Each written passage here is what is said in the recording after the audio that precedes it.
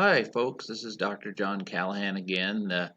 What we've been talking about the last few videos are the Know Your Five to Stay Alive. And last week we talked about the muscle to fat ratio and how that's really an important factor. And this week we're going to talk about blood pressure and resting pulse. So, blood pressure is an important thing to know. I mean, I think most people know that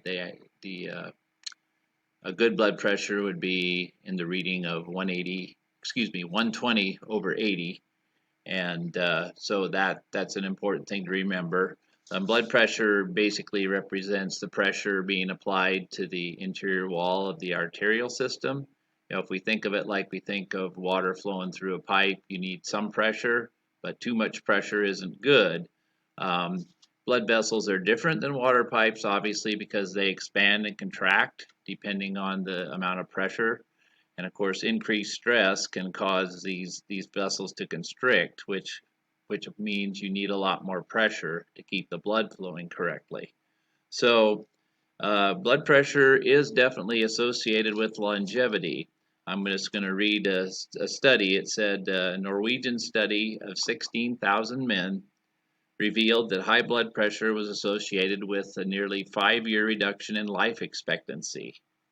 The participants with the highest blood pressure had an average lifespan 7.2 years shorter than the participants at the other end of the spectrum.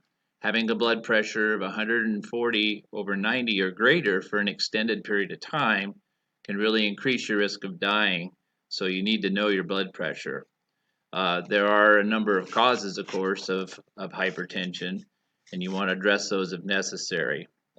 Just to list a few: lack of sleep, obesity, a sedentary lifestyle, smoking, there's magnesium deficiency, chronic stress, and most importantly, our diet. If you have a diet that's high in sugar, processed foods, and unhealthy fats, that leads to, over time, damage to our blood vessels. So that's the first one today. The second one's resting pulse. Now, that's also associated with longevity.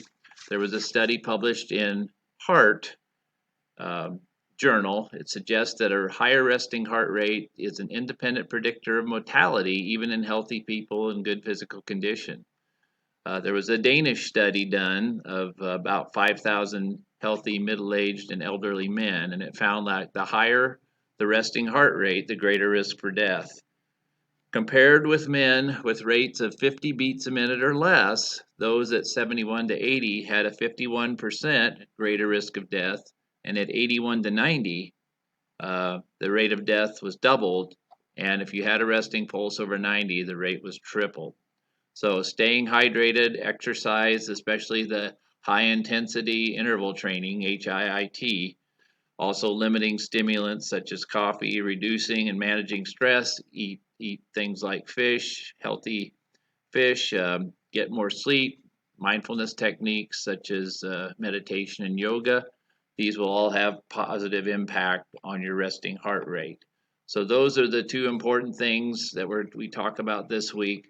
Next week, we're going to be studying your fasting insulin level, and that's probably one of the most important markers for aging and long-term health. So we're going to talk about that next week.